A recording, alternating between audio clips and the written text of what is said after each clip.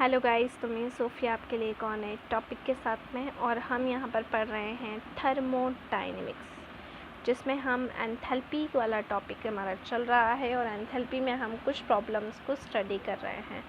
सो हम यहाँ पर बात करते हैं अगली प्रॉब्लम की कि हमने ये माना कि जो वाटर वेपर है वो एक परफेक्ट गैस है। वाटर वेपर क्या है? एक परफेक्ट गैस है। तो हमें क्या पता करना है? इंटरनल एनर्जी चेंज पता करना है। अगर 1 मोल ऑफ वाटर को हम लेते हैं 100 डिग्री सेल्सियस पर और 1 बार प्रेशर को कन्वर्ट करते हैं आइस में। देखिए क्वेश्चन क्या है, assuming the water vapour to be a perfect gas, calculate the internal energy change when 1 mole of water at 100 degrees Celsius and 1 bar of pressure is converted to ice at 0 degrees Celsius, given the enthalpy of fusion of ice is 6.00 kilojoule mole inverse, heat capacity of water is 4.2 joule पर जी degree Celsius, gas पर joule पर gas, ठीक है, joule पर gram degree Celsius. तो हमें क्या assume करना है कि वाटर वेपर जो है वो एक परफेक्ट गैस है। एनर्जी, इंटरनल एनर्जी चेंज निकालना है जब 1 mole of water 100 degree Celsius पे हो और 1 बार प्रेशर कन्वर्टेड हो रहा हो आइस में 0 डिग्री सेल्सियस पर। Enthalpy of fusion of ice की वैल्यू दे रखी है 6 किलो जूल मोल और हीट कैपेसिटी ऑफ वाटर दिया हुआ है 4.2 जूल पर, ठीक है, पर ग्राम डिग्री सेल्सियस। अब हमें जो चेंज है वो पता करना है। तो हम चेंज कैसे पता करेंगे? अगर हम स्टेप 1 की बात करते हैं तो 1 मोल ऑफ H2O को हमने लिया, उसको हमने 1 मोल 0 degree Celsius enthalpy change first step में हो रहा है।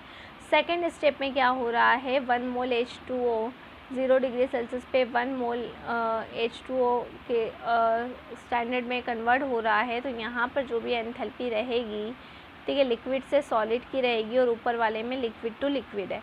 तो सेकेंड वाले केस में एंथैल्पी चेंज को ΔH2 बोल देंगे।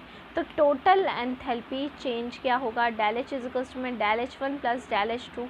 ΔH1 एज इट इज़ रह जाएगा, ΔH1 की वैल्यू हमको निकालना है तो ΔH की वैल्यू यहाँ पे पुट ऑन कर देंगे। तो 18 into 4.2 into 100 joule mole inverse, जिसकी कैलकुलेशन आएगी 7560 इज इक्वल्स टू 7.56। ये ΔH1 की वैल्यू आई है और ΔH2 की वैल्यू 6 kJ मोल इन्वर्स है। ΔH1 की वैल्यू हमने निकाली है, वाटर का रख के वाटर 18 है, 4.2 जूल आपको दिया हुआ है कैपेसिटी ऑफ वाटर, और इंटू कर देंगे 100 के साथ में, ठीक है। तो यहाँ पर आपका जो भी वैल्यू आएगी वो रहेगी 7.56 किलो जूल मोल इन्वर्स और ΔH2 की वैल्यू है 6 kJ मोल इन्वर्स, ठीक है। उसके बाद में ΔH की ये वैल्यू हमारी कौन सी इक्वेशन नंबर फर्स्ट जो ये वाली थी, इसमें हमने पुट कर दी है। तो जब यहाँ पर सारी वैल्यू पुट ऑन करी है, ΔH की वैल्यू भी हमने यहाँ पर पुट ऑन करी है,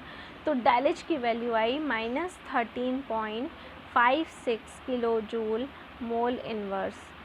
यहाँ पर जो वॉल्यूम में चेंज हो रहा है वो बहुत ही कम हो रहा है, इसलिए उसको नेग्लेक्ट कर सकते हैं जब लिक्विड से सॉलिड स्टेट में कन्वर्जन हो रहा है। तो हम हमारी इक्वेशन लगाएंगे, ideal gas equation, P del V is equals to del NGRT is equals to में 0, which means ΔH is equals to में del U is equals to ΔH is equals to में del U is equals to -13.56 kJ mole inverse, क्योंकि P del V और del NGRT की value क्या हो जाएगी, 0 हो जाएगी, क्योंकि वॉल्यूम में बहुत ही कम चेंज हो रहा है, इतना कम हो रहा है कि उसको हमने क्या कर दिया है, उसको हमने नेग्लेक्ट कर दिया है, ठीक है। इसके बाद में हमारा अगला टॉपिक रहेगा standard enthalpy of formation and thermodynamic equations, and then after that बहुत ही इंपॉर्टेंट टॉपिक हैस लॉ हम यहाँ पर पढ़ने वाले हैं।